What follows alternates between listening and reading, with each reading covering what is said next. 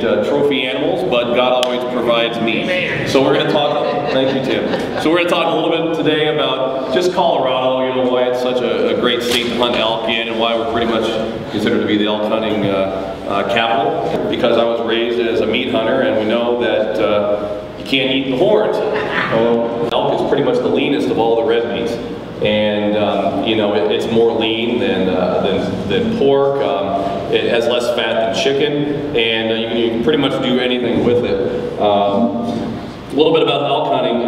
2011 statistic for Colorado put out by the Division of Wildlife says that there were about 264,000 elk in Colorado. This is last year's count. So a rough estimate, 264,000. Colorado is currently the only state, I believe, that allows limited, unlimited over-the-counter bull rifle tags for the second and third general rifle season. So, you know, we get a huge, coming up here in another 3 weeks or whatever, 3.5 weeks, we'll get a huge influx of people flying into DIA to hunt all over the state and pick up their tags at Walmart and go elk hunting. I pretty much hunt on public land. And you know, there's a lot of ways to hunt. You can hunt with a guide, an outfitter, and spend any number of money up to $10,000 to hunt on a guided hunt. But in Colorado, essentially for 46 bucks if you want to, you can get out on public land and get it done. So let's talk a little bit about archery season. Archery season, a lot of pros and cons for rifle and for archery, and we'll talk a little bit about those. I think with archery, you know, one of the pros, and we just talked about that there, it can be too hot sometimes, the weather's mild, so a lot of people like that with archery season. You know, archery goes through August, so a lot of times it's super hot, but you can wear t-shirts, you know, during the day. It gets cold at night, but during the day, I mean, you're out there, you can wear sun visor if you want to do, you can conceivably wear shorts. It's pretty warm most of the days. So people like that a lot if you're not a cold weather guy. There's no blaze orange requirements, unlike rifle. You know, rifle you have to be concerned with what you're going to put on your head and on your torso. But with archery, you can just wear camo, you can wear brown, you can wear plaid, whatever you really want to wear. So that's a lot easier than rifle hunting. A major pro of archery season that people like is the fact that it's during the mating season, the rut for the animals, so the animals are a lot more active. Bulls are looking to breed cows, so they're active. A lot of times they can be bugled in, thinking that it's a bull that's going to compete for their cows, and also cows as well. The cows are running around and they're looking to be bred when it's that time. And so a lot of activity going on. If you're doing a lot of walking, like I do, it's really easy sometimes, if you're still hunting, you know, to walk up on herds of elk, to walk up on elk.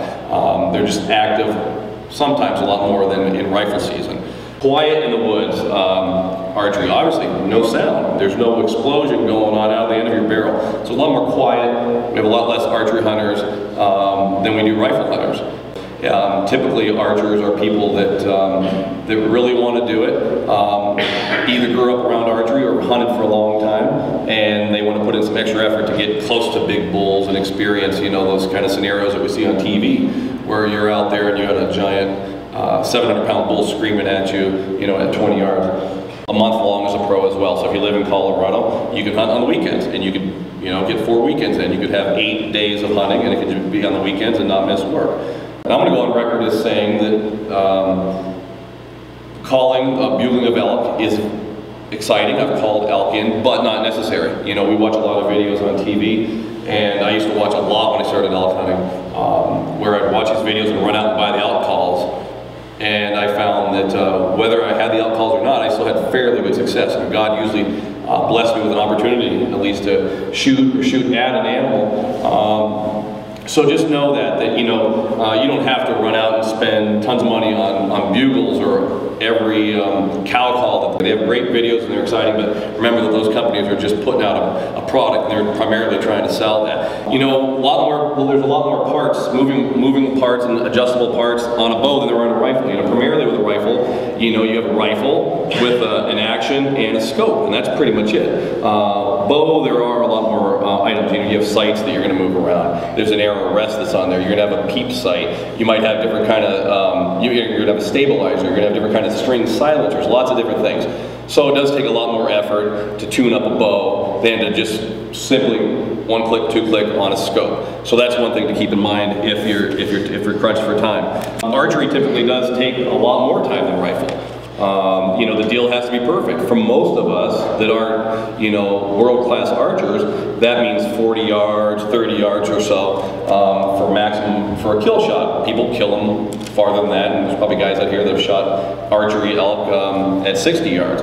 But for the most part, you're looking at shorter yardage, unlike rifle, where guys typically can, you know, see an elk at 250 yards, 300 yards, and they don't even know. The elk doesn't even know you're there, and you can get a shot off more often than not. So that's one thing to keep in mind. It does take more time, perhaps could take a whole season to get a perfect situation. Scent is important with all types of hunting, but especially with archery.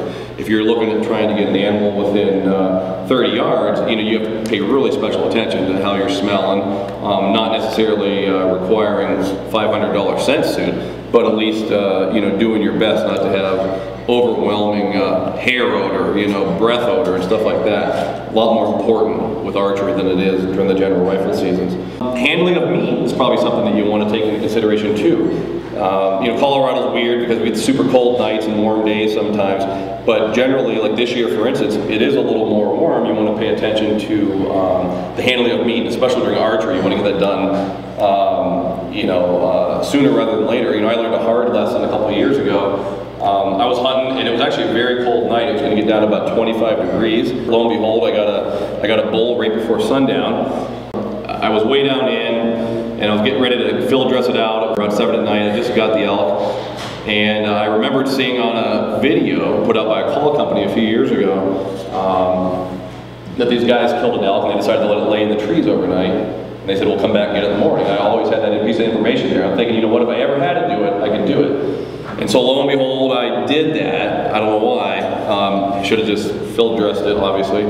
Came back in the morning, bright and early, about 6:30, field dressed it out, went through the hassle of getting the meat deboned off the mountain in 3 trips, only to find out that about half of the meat's spoiled. Because essentially what happened, and of course this can happen with archery if you goof around, is you know, they have giant bodies and they act like a giant thermal blanket. So even though it was down to 25 degrees that night, that meat essentially just sat in there and cooked in the danger zone all night, and you know, pretty much the bottom half all rotted and or spoiled, and the top was still fine. So that's one thing that you want to definitely pay attention to more with archery than with rifle. You know, you get into those late November seasons with an elk, obviously, you have a little more leeway as far as getting the meat off the mountain. So that's archery season. It lasts through pretty much through September.